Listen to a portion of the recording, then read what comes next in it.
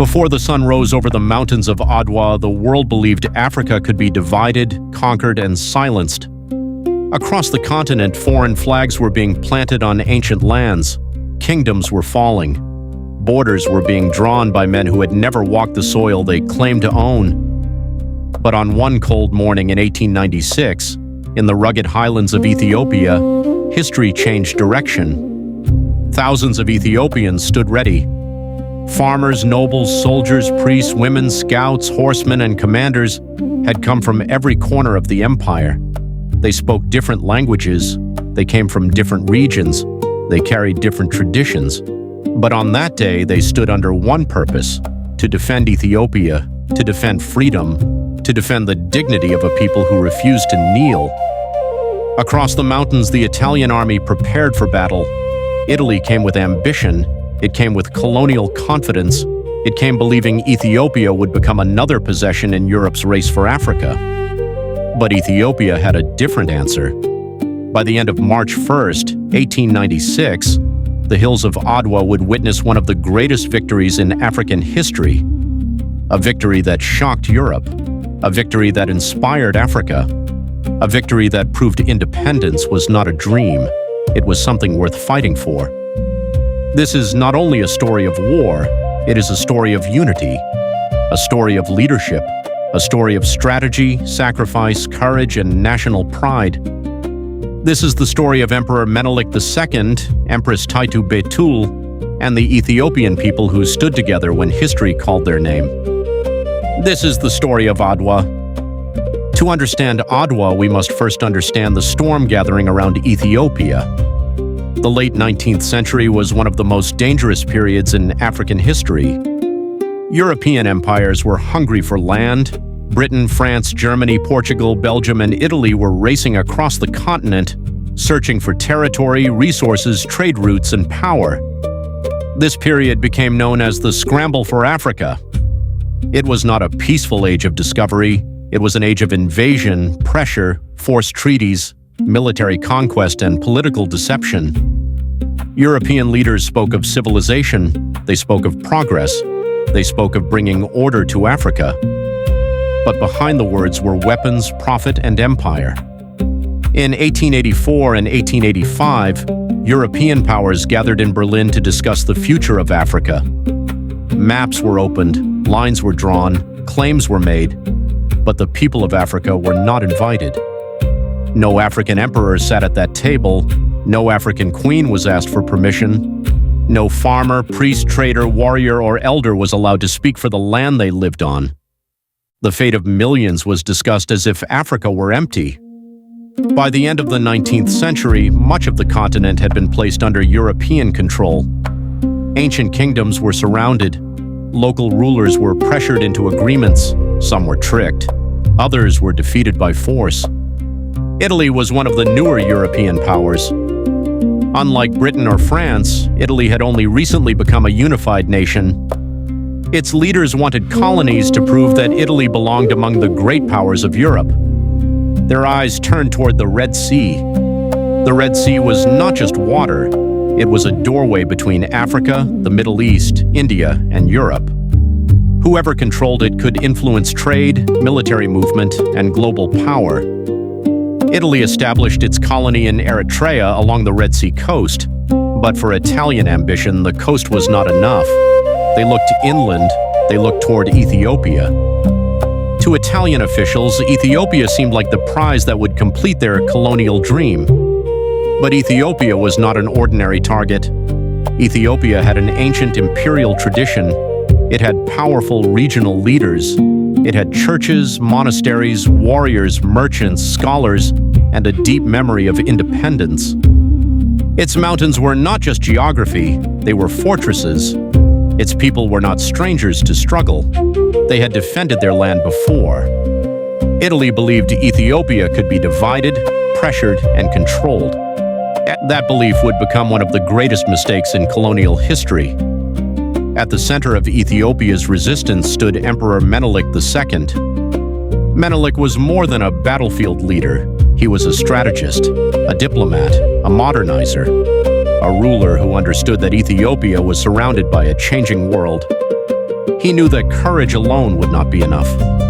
Ethiopia needed weapons, it needed diplomacy, it needed unity, it needed leadership strong enough to face both internal divisions and foreign pressure. Before he became emperor, Menelik ruled Shewa, one of Ethiopia's most important regions. From there, he built alliances, strengthened his army, and expanded his influence.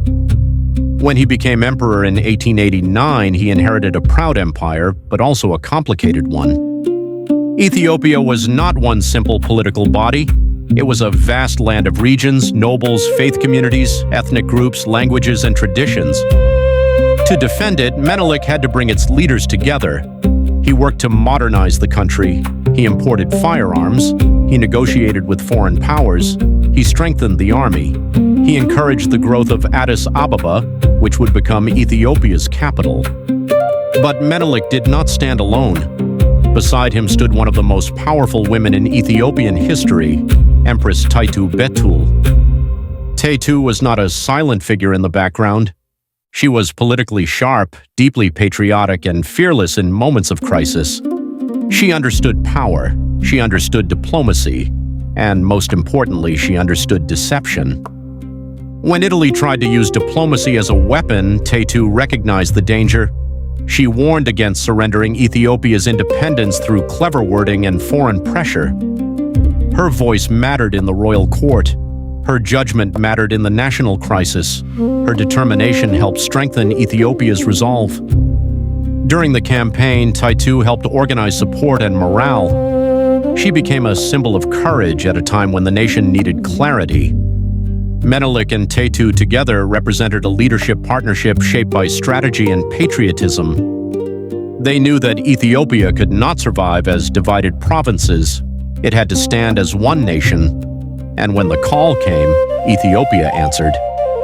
From Shewa came warriors, from Tigray came warriors, from Gojam, Wollo, Harar, Begemder, and beyond they came. Regional leaders brought their forces, priests carried crosses, women supported the army with food, water, medicine, and courage. Scouts watched the mountains. Messengers crossed long distances. The road to Adwa was beginning. And Ethiopia was no longer waiting for history to happen. Ethiopia was preparing to shape it. The road to Adwa began not with gunfire, but with ink. In 1889, Ethiopia and Italy signed the Treaty of Wuchale. On the surface, it appeared to be an agreement of friendship and cooperation. But hidden inside the treaty was a sentence that threatened Ethiopia's freedom. Article 17. In the Amharic version, the wording said Ethiopia could use Italy to communicate with other foreign powers. Could. That meant it was optional. Ethiopia remained independent. But in the Italian version, the wording suggested Ethiopia must conduct foreign relations through Italy. Must. That one difference changed everything. If Italy's version were accepted, Ethiopia would become an Italian protectorate. Not fully conquered by war, not openly invaded, but trapped by paper. Its independence would be stolen through translation, diplomacy, and manipulation. Menelik rejected Italy's interpretation. Ethiopia had not agreed to become a protectorate. Ethiopia had not surrendered its sovereignty. Ethiopia had not given Italy the right to speak for it. Empress Taytu was especially firm. She understood that a nation could lose its freedom not only by losing a battle, but by accepting a lie. Italy, however, insisted on its version. Italian officials presented Ethiopia to the world as if it had accepted Italian protection. This was a direct challenge to Ethiopian independence. Tension grew. Italian forces pushed deeper from Eritrea into Ethiopian territory. Military posts were strengthened. Diplomatic patience began to collapse. Italy believed Menelik would be isolated. They believed Ethiopia's regional leaders would not unite. They believed old divisions would be stronger than national identity. But once again, Italy misunderstood Ethiopia. The treaty dispute awakened something powerful. It transformed a diplomatic conflict into a national cause. The issue was no longer only about Article 17. It was about whether Ethiopia would remain free. Menelik called the country to defend itself, and from across the empire the response came. This was the moment when local loyalties began to merge into a national purpose. This was the moment when the road to Adwa became unavoidable. The March to Adwa was one of the greatest mobilizations in Ethiopian history. It was not easy. The Ethiopian army was massive, but numbers alone do not win wars. An army must eat. An army must move. An army must communicate. An army must stay united across mountains, rivers, valleys, and long roads. There were no modern highways carrying the forces north. There were no trucks delivering supplies.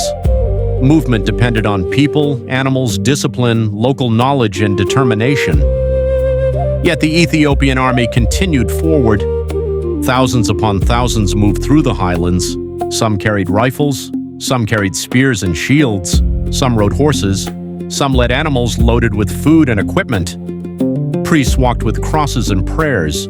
Women played essential roles in the campaign, supporting the army with supplies, care, and encouragement. This was not only a military march, it was a national movement. The land itself became part of the resistance. The mountains protected Ethiopia. The valleys shaped the movement of armies. The rugged paths tested every soldier. Local guides and scouts became as important as weapons. On the Italian side, General Oreste Baratieri faced pressure from Rome. The Italian government wanted a victory. Politicians wanted glory. They wanted proof that Italy could build an empire like the other European powers. But Baratieri knew the situation was dangerous. The Ethiopian army was larger and more determined than many Italians had expected. The terrain was difficult, supplies were limited, the enemy knew the land. Still, pressure pushed him toward battle. The Italian army waited near Adwa, close to the mountains of northern Ethiopia. Their plan depended on moving through rugged terrain in separate columns before dawn. It required timing, it required coordination, it required accurate maps and perfect communication. But the mountains of Adwa were not forgiving, and Ethiopia was watching. As the final hours approached, both armies prepared. For Italy, the coming battle was meant to open the door to empire. For Ethiopia, it was a defense of land, faith, family, and independence. The night before the battle, the mountains were quiet. But beneath that silence, history was waiting. Before dawn on March 1st, 1896, the Italian army began to move. The plan was bold. Italian forces would advance in separate columns through the mountains around Adwa, position themselves strategically, and strike the Ethiopian army. But almost immediately, the plan began to fail. The terrain was rough, the maps were unreliable, the columns became separated, communication broke down. Some units moved in the wrong direction. Others found themselves isolated in hostile ground. In war, confusion is deadly, and at Adwa, confusion opened the door for Ethiopia. Ethiopian scouts and commanders quickly understood what was happening. The Italian army was no longer one unified force. It was divided, exposed, vulnerable. Ethiopian commanders moved with speed and confidence. They knew the land. They understood the ridges, valleys, and paths. They could see opportunities where the Italians saw only chaos. Then the Ethiopian army struck. From the hills and valleys, forces advanced. Rifle fire cracked through the morning air. Warriors moved across the rugged ground. Commanders rallied their troops.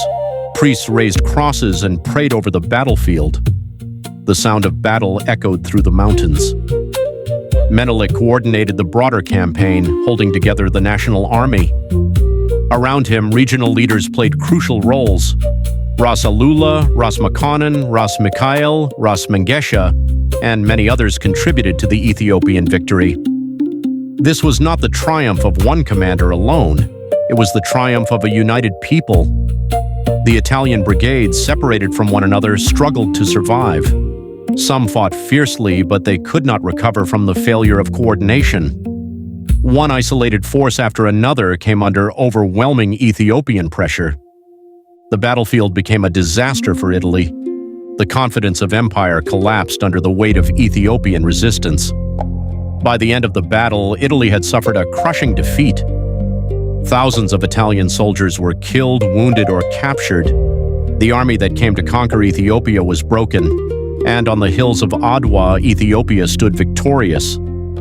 This victory was not symbolic, it was not small, it was not accidental. It was a decisive military triumph against a European colonial power at the height of imperial expansion. The world had expected another African nation to fall. Instead, Ethiopia forced the world to look again. Adwa proved that African resistance could defeat empire. Adwa proved that strategy could defeat arrogance. Adwa proved that unity could become a weapon stronger than fear.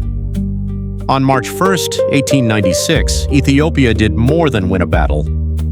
Ethiopia defended the idea that African freedom was worth the highest sacrifice. News of Adwa traveled across the world. In Italy, the defeat was a national humiliation. The dream of conquering Ethiopia had collapsed. Later in 1896, Italy signed the Treaty of Addis Ababa, recognizing Ethiopia's independence. At a time when most of Africa had been colonized, Ethiopia remained sovereign. But the meaning of Adwa did not stop at Ethiopia's borders. Across Africa, across the Caribbean, across the Americas, and across the global African diaspora, Adwa became a symbol of hope. It showed that colonial domination was not destiny. It showed that an African nation could stand against a European empire and win. For people living under racism, colonialism, and foreign domination, Adwa became proof that dignity could survive. It inspired Pan-African thinkers. It inspired anti-colonial movements. It gave pride to generations who needed evidence that Africa's history was not only a history of suffering, but also a history of power, intelligence, leadership, and victory. Inside Ethiopia, Adwa became part of the national soul. It was remembered in songs, stories, ceremonies, schools, speeches, and family memory. It became a reminder that freedom is not given, it is defended. And it is defended by unity. Adwa was not won by one person alone. Menelik's leadership mattered. Taytu's wisdom and courage mattered. The commanders mattered. The soldiers mattered. The women who supported the army mattered. The priests, farmers, scouts, supply carriers, and local communities mattered. Ethiopia won because Ethiopia stood together. That is why Adwa still speaks to the present. It teaches that unity is not just a beautiful idea, it is survival. It teaches that leadership requires wisdom, patience, and courage. It teaches that sovereignty must be protected not only with weapons, but with awareness, diplomacy, and national confidence. It teaches that the past is not dead, the past is a mirror. And when Ethiopia looks into the mirror of Adwa, it sees a people who refused to disappear, a people who stood for their homeland, a people who carried the hopes of Africa on their shoulders. Adwa remains one of the greatest victories in African history because it was more than a battle. It was a message to empire, a message to Africa, a message to the future. Ethiopia is free, and Ethiopia will stand. The Battle of Adwa was not only a military victory, it was a turning point in African history. It was the moment Ethiopia stood against colonial expansion and won. It was the moment the world learned that African independence could not be erased so easily. And more than a century later, Adwa still reminds us of what becomes possible when a people choose unity over division, courage over fear, and dignity over surrender.